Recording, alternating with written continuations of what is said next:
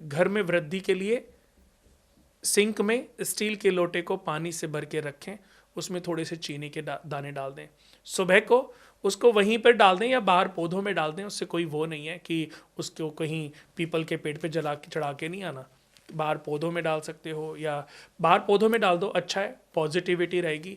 जिस घर में नींद नहीं आती, नींद की समस्याएं हैं, बीमारियों में पैसा बहुत खर्च हो रहा है, बेडरूम में दवाई रखना बंद कर दें।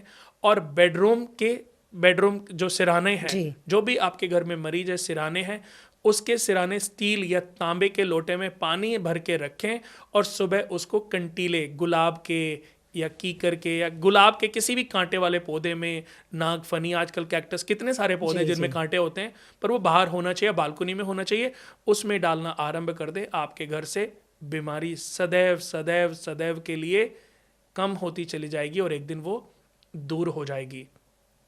और एक उपाय आपके वॉशरूम के लिए बता रहा हूं कि वॉशरूम में कभी भी बाल्टियों को खाली ना रखें। मास्टर बेडरूम के वॉशरूम में अगर बाल्टी रखी है और वो खाली है ना, तो उस व्यक्ति के जीवन में धीरे धीरे खालीपन आना आरंभ हो जाएगा।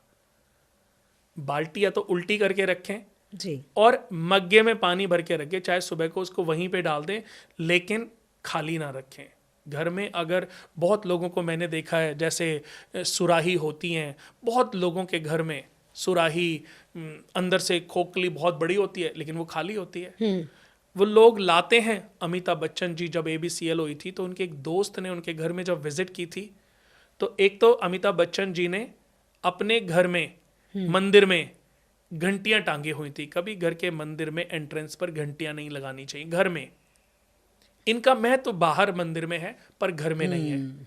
तो घर के मंदिर में कभी भी घंटियां नहीं लगानी चाहिए। कभी मेन एंट्रेंस पे घंटियां नहीं लगानी चाहिए, क्योंकि आप भगवान के मंदिर में नहीं, आप अपने घर में जा रहे हो।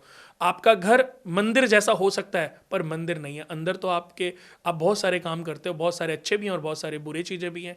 10 लोगों को 10 कहानियां करते हो, गुस्सा भी आता है, लेकिन मंदिर में जाकर के आप कोई बुरा काम नहीं करते। तो घंटियों का महत्व तो है कि आप भगवान को अवगत करा रहे हो कि भगवान हम तेरे दर पे आए हैं।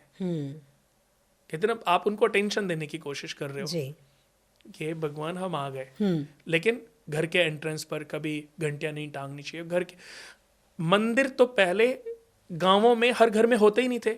मंदिर आज भी गांवों में जाओगे ना तो देखोगे हर गांव के बाहर एक मंदिर होता था। तो मंदिर का महत्व होता है। इन घंटियों का महत्व क्या है? हम घर से कुछ कदम दूर चल करके भगवान की शरण में स्पेशली भगवान के लिए जाते हैं। आज तो हम गए सीपी भटूरे खाने गए, चलो मंदिर में माथा भी टेक लेते हैं। अगर भगवान का मंदिर का महत्व समझना है ना दोस्तों, मैं सच में एक बात बोल रहा हूँ, आप अपने घर से मंदिर के लिए जाओ और मंदिर से वापस अपने घर में आओ और प्रसाद सबको खिलाओ। तब आप मंदिर जाने का सही फर्ज, सही दायित्व अदा कर पा रहे हो।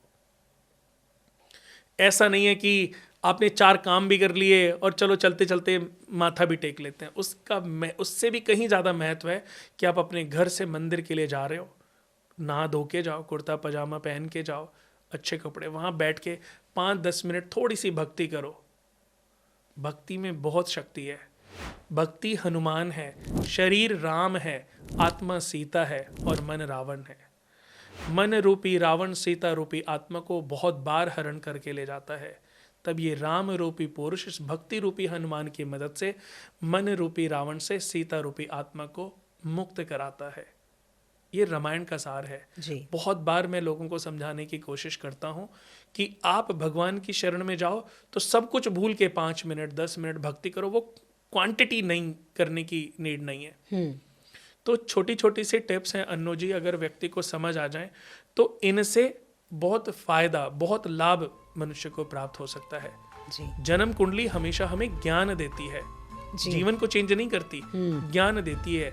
उस ज्ञान को अपने अंदर भर के अपने जीवन में हम जब चेंजेस लाते हैं, उससे हमें लाभ प्राप्त होता है, उससे हमें फल प्राप्त होता है, उससे हमारी लाइफ चेंज होती है।